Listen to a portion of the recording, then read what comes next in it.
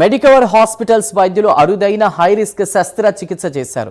35 ఏళ్లుగా తీవ్రమైన వెన్నునొప్పి, వెన్ను దగ్గర నుంచి నిరంతరంగా చీము సమస్యతో బాధపడుతున్న 43 ఏళ్ల మహిళకు శస్త్రచికిత్స చేసి కొత్త జీవితం అందించారు.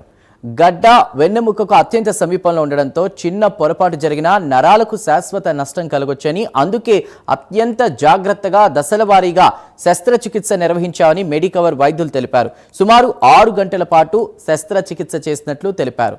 ఆపరేషన్ అనంతరం మహిళ పూర్తిగా కోలుకున్నట్లు తెలిపారు. దీర్ఘకాలిక వెన్ను సమస్యలను నిర్లక్ష్యం చేయకుండా ముందుగానే నిపుణులైన వైద్యులను సంప్రదించాలని వైద్యులు కోరారు.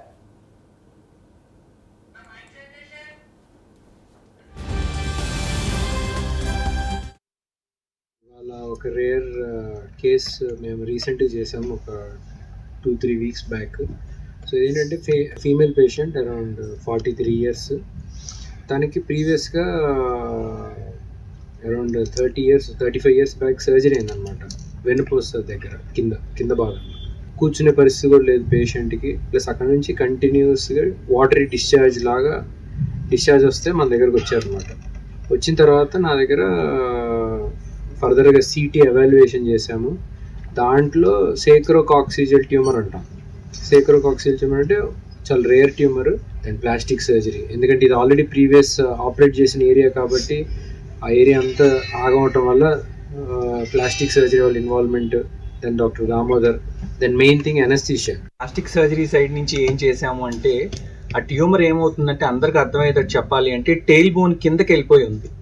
సో అంటే మనం మోషన్ వచ్చే దాని దగ్గర కూడా అతుక్కుపోయి ఉంది. సో అది జాగ్రత్తగా తీయాల్సి వచ్చింది. అది తీసిన తర్వాత ఆ పక్కన తీసిన పెద్ద హోల్ లాగా గుంతలాగా పడిపోతే దాన్ని సింపుల్ గా సూచర్లు వేయటం కాకుండా పక్క నుంచి కండని మొబిలైజ్ చేసి ఫ్లాప్ కవర్ అంటాం. సో 2 పక్కల నుంచి కండని మొబిలైజ్ చేసి చక్కగా నీట్ గా హోల్ మళ్ళీ ఫామ్ అవ్వకుండా, అందులో ఏమీ కలెక్ట్ అవ్వకుండా క్లోజ్ చేసేసాం. సో అందరూ కలిసి చేసాం కాబట్టి బేసికల్ గా క్లిష్టమైన కేసు అయినా కూడా ఈజీగా హ్యాండిల్ చేయగలిగాం. బేసికలీ మేము రీసెంట్ గా of late 6 months onwards we have started something concept called as multidisciplinary team approach, team rounds అన్నమాట. ఏ కాంప్లెక్స్ కేస్ అయినా కానీ we are going as a team, forming a team and then discussing about the case aspects.